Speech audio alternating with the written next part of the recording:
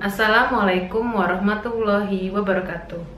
Selamat pagi adik-adik mahasiswa sekalian. Apa kabarnya hari ini? Semoga selalu dalam keadaan sehat ya. Dan juga semoga selalu dalam keadaan bersemangat untuk belajar mengenai IT kita hari ini tentang keseimbangan asam dan basa.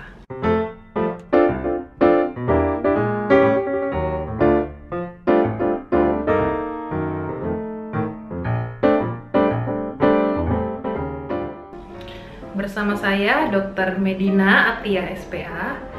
Hari ini kita akan belajar bersama mengenai definisi asam basa, sistem buffer, macam-macam buffer, gangguan keseimbangan asam basa, dan mekanisme kompensasinya.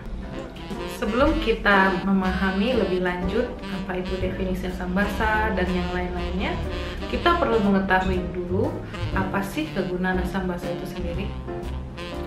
Jadi, asam dan basa merupakan komponen penting dalam tubuh kita manusia yang berfungsi untuk mempertahankan homeostasis.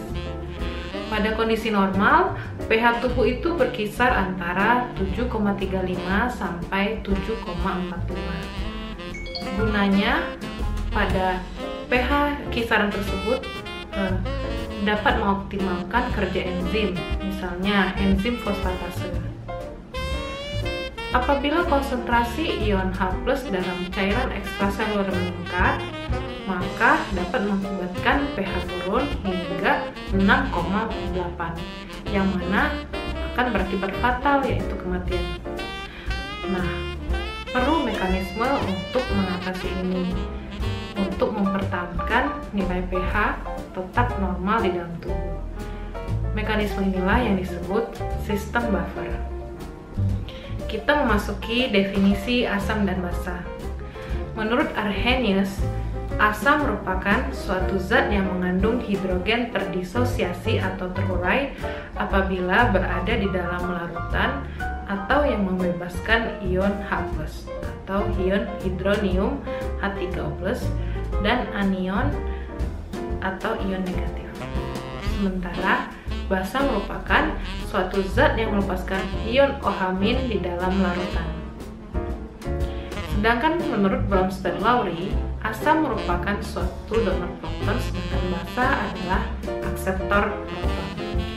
Baiklah, sampai sini kita sudah membahas mengenai definisi dari asam dan basa. Selanjutnya kita akan membahas mengenai sistem buffer. Apa itu buffer?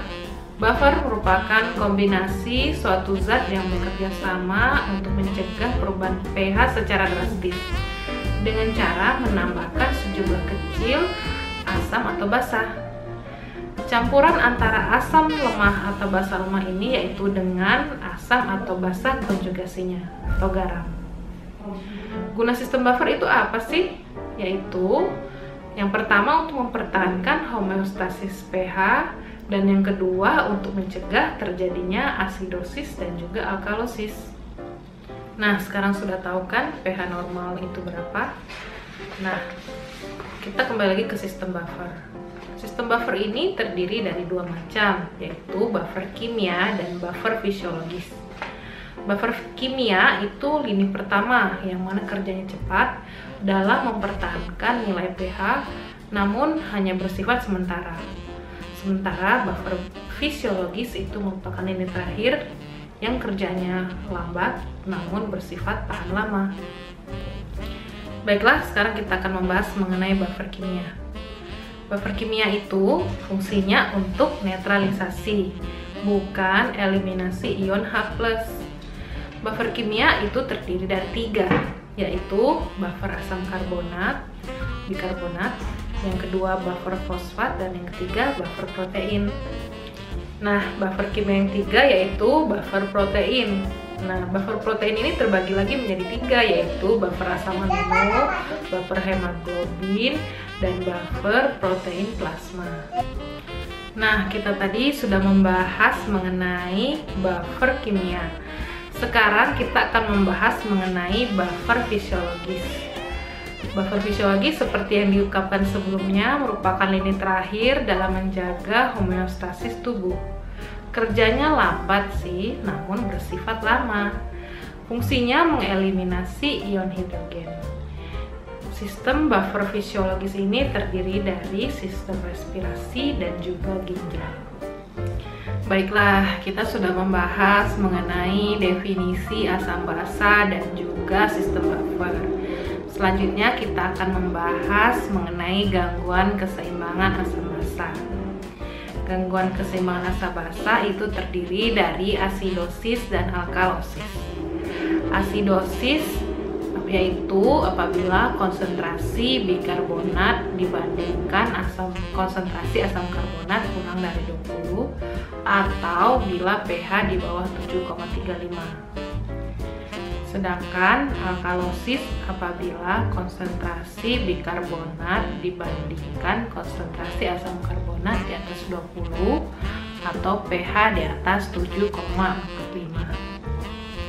Asidosis yaitu suatu keadaan pada saat darah terlalu banyak mengandung asam atau terlalu sedikit mengandung basa dan sering menyebabkan menurunnya pH darah.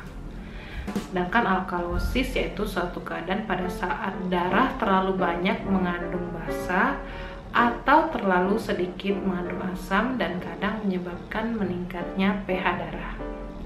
Asidosis dibagi lagi menjadi asidosis respiratorik dan asidosis metabolik. Asidosis respiratorik itu dapat menyebabkan hipoventilasi sehingga konsentrasi karbon dioksida meningkat, lalu konsentrasi ion hidrogen juga meningkat. Asidosis respiratorik dapat disebabkan oleh hambatan pusat pernafasan, sumbatan saluran pernafasan, dan penekanan pada paru. Selain asidosis respiratorik, ada juga asidosis metabolik, yaitu peningkatan kadar asam di dalam darah akibat metabolisme dalam tubuh yang tidak dapat dikompensasi. Asidosis metabolik disebabkan oleh penurunan konsentrasi bikarbonat karena diare berat, kegagalan fungsi ginjal, reabsorpsi bikarbonat oleh tubuh terhambat, juga akibat peningkatan asam dari proses metabolisme penyakit DM, dan yang terakhir bisa disebabkan oleh olahraga berat, alkoholik, ileus, dan perdarahan. Alkalosis respiratorik itu disebabkan oleh hiperventilasi, yaitu pernafasan yang cepat dan dalam, sehingga pengeluaran CO2 meningkat dan asam karbonat menurun. Hiperventilasi terjadi pada anoksia, reaksi histeris, reaksi cemas, febris yang tinggi, emboli pulmonal, trauma kapitis, dan keracunan aspirin. Gangguan keseimbangan asam basa yang terakhir yaitu alkalosis metabolik, di mana terjadi peningkatan kadar alkali di dalam darah akibat metabolisme dalam tubuh yang tidak dapat dikompensasi. Hal ini dapat disebabkan oleh pengobatan dengan bikarbonat berlebihan, pengeluaran HCl lambung yang banyak, muntah-muntah, varises esofagus, pankreatitis, dan overdosis alkali. Adik-adik sekalian, kita memasuki bahasan terakhir pada pertemuan IT kita hari ini, yaitu mengenai mekanisme kompensasi apabila terjadi gangguan keseimbangan asam basa. Yang pertama, apabila terjadi asidosis respiratorik, maka akan terjadi retensi bikarbonat dan ekskresi ion hidrogen, sehingga menyebabkan pH kembali normal dan urin menjadi asam. Lalu yang kedua, apabila terjadi asidosis metabolik, maka akan terjadi hiperventilasi sehingga PCO2 turun dan pH kembali normal. Kemudian yang ketiga, apabila terjadi alkalosis respiratorik, maka akan terjadi ekskresi bikarbonat dan retensi ion hidrogen sehingga menyebabkan pH kembali normal dan urin menjadi basah. Yang terakhir, apabila terjadi alkalosis metabolik, maka tubuh akan mengakibatkan hipoventilasi sehingga PCO2 meningkat dan pH kembali normal. Baiklah adik-adik mahasiswa sekalian, Apakah sudah jelas dengan materi pembelajaran IT kita hari ini? Mudah-mudahan sudah jelas semua ya.